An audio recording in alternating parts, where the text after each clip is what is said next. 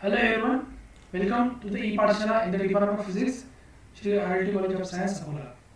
So this is the lecture number second of our unit number 2, in which we will discuss about the Schrodinger time dependent equation. Okay, in this lecture we derive this Schrodinger time dependent equation. So myself Shailaj Jaiswal, Assistant Professor, Department of Physics, Shri IIT College of Science, Akola. The quantum mechanics deals with the study of an object in microscopic world. The particles are described by the wave function. We know in the we discussed about the wave function in last lecture. Okay, so just as all the information about the macroscopic system is obtained by applying the Newton's law, but in quantum mechanics, the information of the system can be extracted by solving the equation developed by Schrodinger, known by his name. So the solution of this equation lead to the conclusions which are in complete agreement with the experiments. इसका मतलब ये हुआ कि हम Newton classical mechanics के अंदर में Newton's के लॉ का यूज करके हम पार्टिकल की सिस्टम माइक्रोस्कोपिक सिस्टम की स्टडी करते थे, जैसे कि अगर मान लीजिए the earth is revolving around the sun in a circular orbit. In that case, which type of force is acted on it, and which type, how much the energy, binding energy, and all other things we can find by using the Newton's law, right? The Newton's law of motion and Newton's law of gravitation. तो इस सभी का use करके हम उस microscopic object और system की study करते थे. जिस तरीके से हम क्लासिकल मैकेनिक्स में न्यूटन्स के लॉ का यूज करके स्टडी करते थे, उसी तरीके से क्वांटम मैकेनिक्स में श्रोडिंगर इक्वेशन का यूज करके हम उस माइक्रोस्कोपिक सिस्टम के इंफॉर्मेशन एक्सट्रैक्ट कर सकते हैं. ठीक है, तो श्रोडिंगर ने दो टाइप की इक्वेशन दिए हैं, श्रोडिंगर टाइम डिपेंडेंट इक्वेशन और टाइम इंडिपेंडेंट इक्वेशन. ओके, तो उस इक्वेशन का यूज करके हम माइक्रोस्कोपिक पार्टिकल की एनर्जी वेव फंक्शन हम निकाल सकते हैं, इन सेंस कि उस सिस्टम की इंफॉर्मेशन हम एक्सट्रैक्ट कर सकते हैं, ऐसा यहाँ पे बोला गया है. ठीक है, तो चलिए देखते हैं कि सबसे पहले देखेंगे अभी श्रोडिंगर टाइम डिपेंडेंट इक्वेशन, उसके बाद देखेंगे टाइम इंडिपेंडेंट इक्वेशन. तो ये लेक्चर नंबर सेकंड है. इस लेक्चर नंबर सेकंड में हमको देखना है Schrodinger time dependent equation. So in the Schrodinger time dependent equation, so consider a particle of mass m moving along a positive x direction under the action of force F, which derivable from potential V of x, which is a function of x alone. Okay, let Px be the x component of its momentum and E be its total energy. Okay, तो एक क्या किया कि हमको Schrodinger time dependent equation निकालना है, तो उसके लिए हमने एक पार्टिकल कंसीडर किया जिसका मास m है, और वो particle along the x axis, positive x axis के अलोंग मूव हो रहा है, जिसके ऊपर में F इतना फोर्स x हो रहा है, और वो जो फोर्स है वो डेरिवेबल है from potential v of x. Okay, and which is a function of x alone. And एक और एक फैक्टर है पे px with the momentum, okay, with the momentum, and E is the total energy. ठीक है, तो therefore the total energy of the particle can be written as, we always written in classical mechanics the total energy of the particle E is equals to total energy E is equals to kinetic energy plus potential energy. हमको पता है कि जो total energy रहती है, क्योंकि microscopic particle हम लेते हैं, तो उसकी टोटल एनर्जी लिखते हैं हम कि total energy equals to the sum of the kinetic energy plus potential energy. ठीक है, ओके, तो यहाँ पे therefore total energy E can be written as, here we know the kinetic energy is half m v max square plus potential energy v of x. अब x लिखने का कारण कि the particle which is moving along only x direction. ठीक है, और half mv square means is kinetic energy. Therefore this equation can be written as E is equals to देखिए मैं यहाँ पे एडजस्टमेंट कर रहा हूँ, मैं m बाय m से मल्टीप्लाई डिवाइड करूंगा तो क्या हो जाएगा यहाँ पे half m square v square divided by m plus v of x। मैंने क्या किया m बाय m से मल्टीप्लाई डिवाइड कर दिया, ठीक है। वो इसलिए किया कि मुझे पता है कि मुझे यहाँ पे मोमेंटम लेना है px, ठीक है। तो प्रोडक्ट अब हमको पता है कि momentum p is equals to product of mass into velocity, so therefore this equation can be written as energy is equals to, ठीक है, mv स्क्वायर में p स्क्वायर हम लिख सकते हैं और अलॉन्ग x एक्सिस होने के कारण px स्क्वायर बाय यहाँ पे रहेगा twice m plus v of x। This consider as equation number 1, ठीक है। तो टोटल एनर्जी हमने लिखी है E is equal to px square by twice m plus v of x, okay. तो ये तो जनरल एनर्जी का इक्वेशन हो गया, ठीक है। अब ये एनर्जी हमको स्क्रोडिंजर इक्वेशन पर से निकालनी है, वेव फंक्शन निकालना है। तो ये तो यहाँ तक का तो सेम है कि जैसे क्लासिकल मैकेनिक्स में लेते हैं वैसे ही यहाँ तक का ये स्टेप सही है। अब हमको क्वांटम मैकेनिक्स के बारे में बात करना है, माइक्रोस्कोपिक पार्टिकल की एनर्जी या फिर हम वेव फंक्शन इसमें हम एक्सट्रैक्ट कर सकते हैं by using this Schrödinger equation. अगर हम निकाल लेते हैं तो उसके ऊपर से उसकी एनर्जी और वेव फंक्शन एक्सट्रैक्ट कर सकते हैं, जो हमको चाहिए वो फैक्टर हम इससे एक्सट्रैक्ट कर सकते हैं, ठीक है। तो अब यहाँ पे हमको माइक्रोस्कोपिक पार्टिकल की एनर्जी के बारे में बात करना है, ठीक है। अगर माइक्रोस्कोपिक पार्टिकल की बात कर रहे हैं तो उसके लिए हमको उस माइक्रोस्कोपिक पार्टिकल का वेव फंक्शन पता होना चाहिए। जैसे हमने इसके पहले के लेक्चर में देखा था कि कोई भी अगर माइक्रोस्कोपिक पार्टिकल है तो उसकी पूरी डायनामिकल इंफॉर्मेशन कौन रखता है, वो रखता है उसका वेव फंक्शन, ठीक है। तो जनरली माइक्रोस्कोपिक पार्टिकल के लिए वेव फंक्शन होता है, ओके।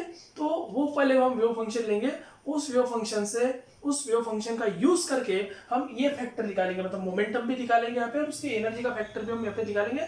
और वो उस वेव फंक्शन का यूज करके दोनों फैक्टर निकालने के बाद वो फैक्टर हम ये इक्वेशन नंबर 1 के अंदर पुट अप करके फाइनली एनर्जी की वैल्यू यहाँ पे हम निकाल सकते हैं। और वही स्क्रोडिंजर ने हमको यहाँ पे निकाल के बताया, ठीक है। तो ओके, तो this is the general formula of the energy, okay. अब हम माइक्रोस्कोप पार्टिकल के लिए स्पेशली बात करेंगे और उसके लिए वेव फंक्शन लेके उसको आगे सॉल्व करेंगे, ठीक है।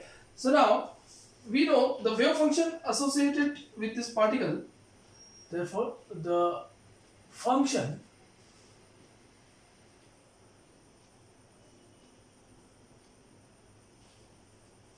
associated with the particle is given by, okay, so therefore psi of xt, last lecture में हमने देखा था वेव फंक्शन के बारे में, उसकी एक वेव इक्वेशन, वेव फंक्शन का एक इक्वेशन लिख रहे हैं हम, a into e to the power minus I into omega t minus kx, ठीक है।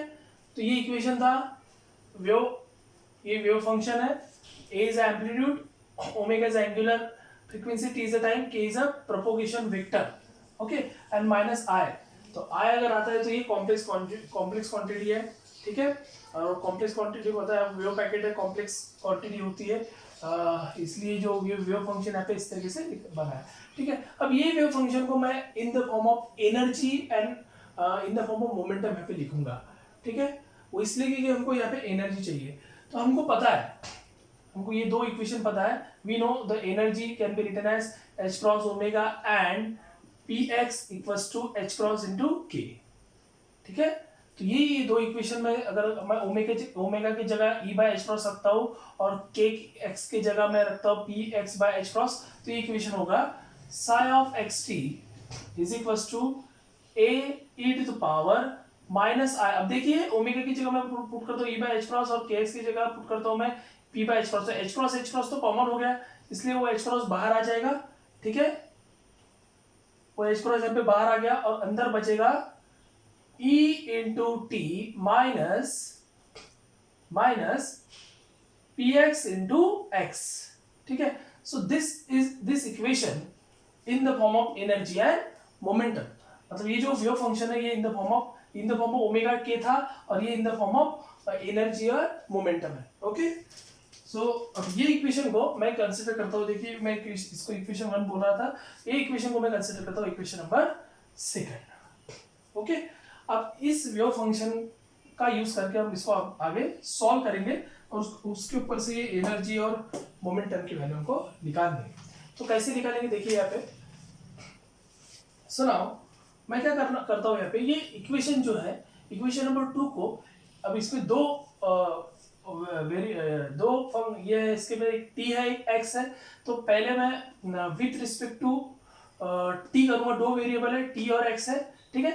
x t बोला है the particle which is moving along x axis with respect to time. The particle microscopic particle which is moving along x axis with respect to time. x और t दो variable है, इसलिए मैं पहले equation number 2 को differentiate करूंगा with respect to t एक बार, फिर दूसरी बार डिफरेंशिएट करूंगा विथ रिस्पेक्ट टू x, और फिर उसके ऊपर हम उसका आगे सॉल्व करेंगे। तो देखिए क्या मैं यहाँ पे लिख सकता हूँ। So differentiating equation number 2 with respect to time.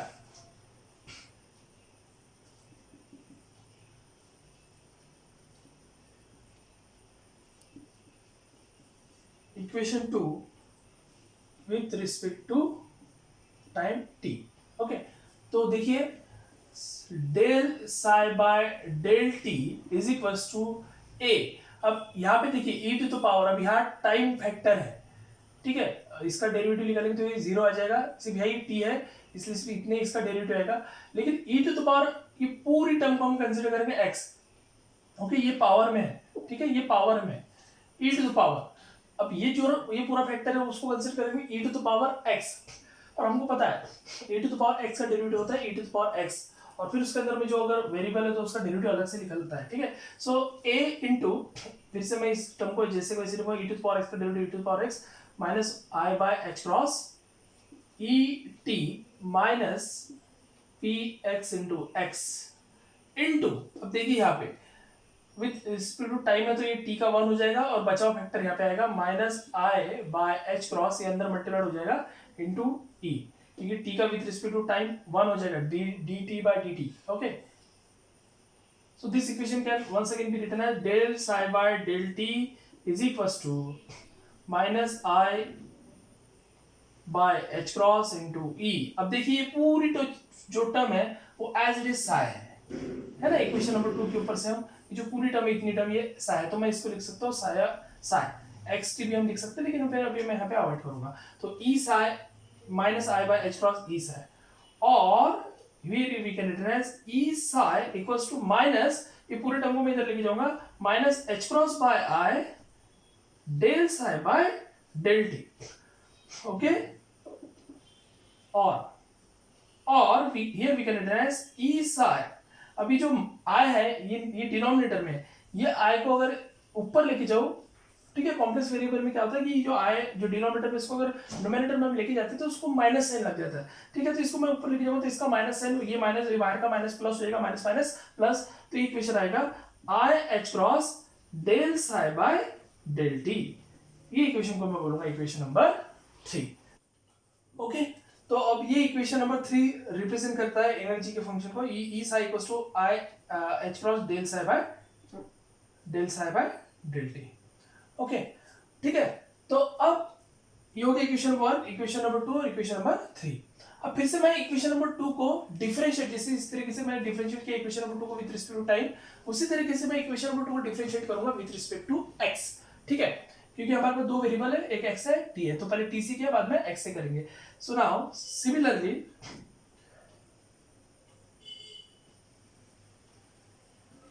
Differentiate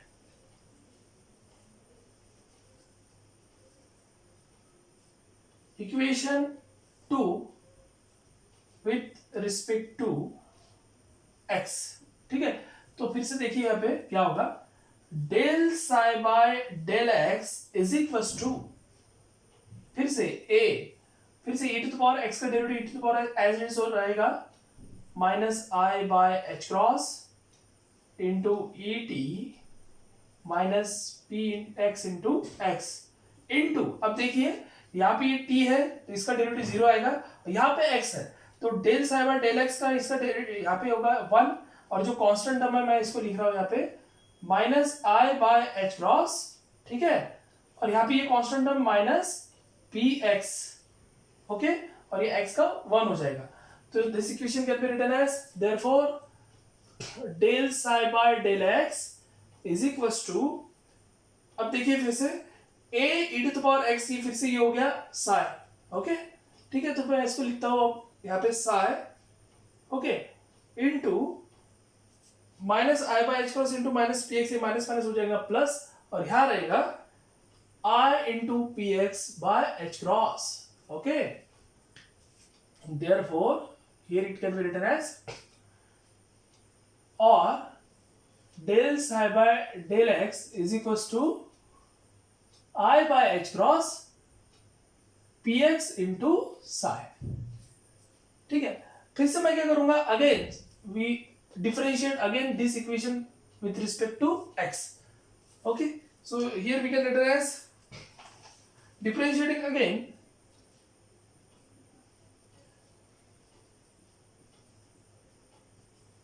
again with respect to x।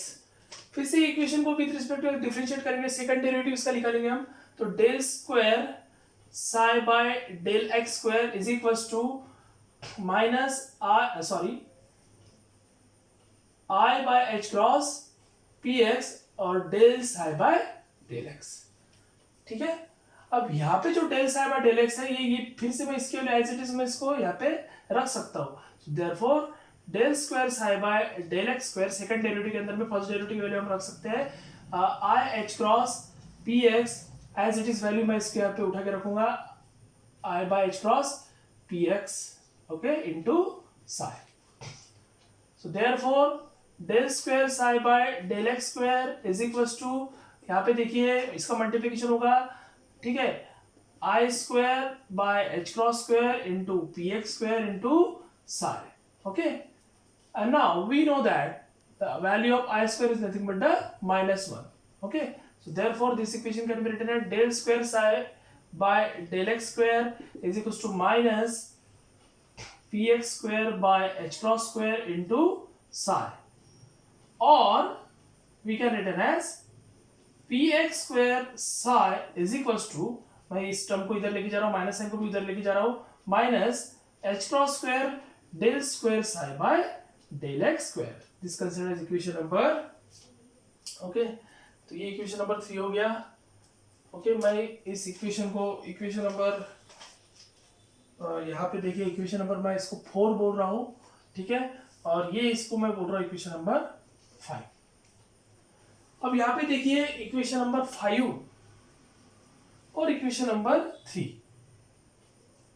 ठीक है। ये इक्वेशन नंबर 3 में ई है, इक्वेशन नंबर 5 में मोमेंटम है, जो कि हमको इक्वेशन नंबर 1 के लिए चाहिए था, ई और मोमेंटम, ठीक है। तो फिर से मैं क्या कर रहा हूँ, जो अभी इक्वेशन नंबर 3 और 5 हमको मिल चुका है, अब मैं इक्वेशन नंबर 1 को फिर से यहाँ पे लूंगा, और कैसे लूंगा कि इक्वेशन 1 को मैं बोथ साइड्स में साई से मल्टीप्लाई करूंगा। So if you multiply equation number 1 by psi on both sides, तो therefore equation 1 once again can be written as by multiplying equation 1 with respect with multiplying equation 1 both side by psi, तो ये रहेगा e psi is equals to px square psi by twice m plus v psi, simply, ठीक है। Equation number 1 once again can be written as, ठीक है। तो अब ये जो इक्वेशन आया है, अब ये इक्वेशन के अंदर में हम इक्वेशन नंबर 3 और इक्वेशन नंबर 5 की value as it is put up कर देंगे। So put the value of equation 3 and 5 in the above equation, we get okay। तो इक्वेशन 3 और इक्वेशन 5 की वैल्यू अगर हम इसमें रखते हैं तो हमको मिलेगा, देखिए यहाँ पे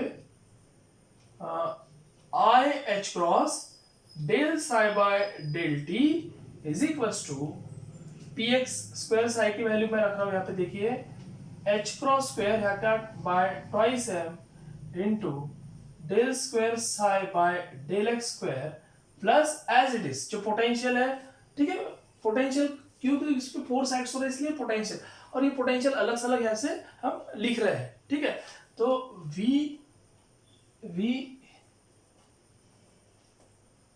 V psi. This is the equation we say as equation number 6. Okay, so this equation is called Schrodinger time dependent. Why is it time? Because it is time factor है del psi by del t. So it's called as Schrodinger time dependent equation, which is only for the particle moving along the x-axis. Okay, तो देखिए यहाँ पे equation number 6 और equation number 1 में क्या difference है. Equation number 1 ये generally energy का इक्वेशन हो गया इन क्लासिकल मैकेनिक्स. माइक्रोस्कोपिक की कोई भी पार्टिकल के लिए हम ये इक्वेशन लिख सकते हैं.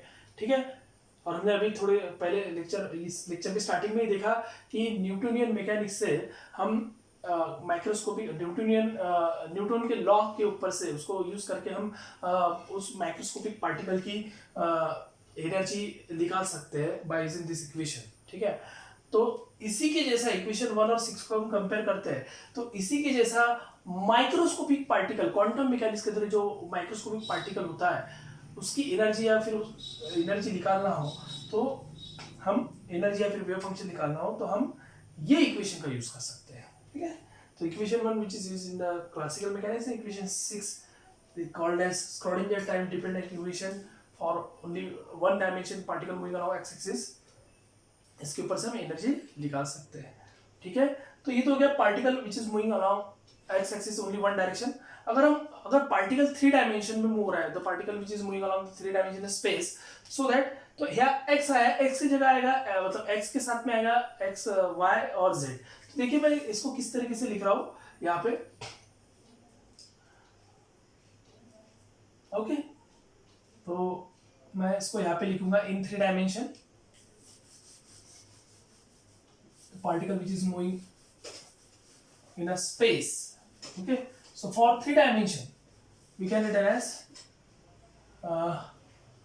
I h cross del psi by del t is equals to h cross square by twice m into del square psi by del x square plus del square psi by del y square plus del square psi by del z square. Okay, plus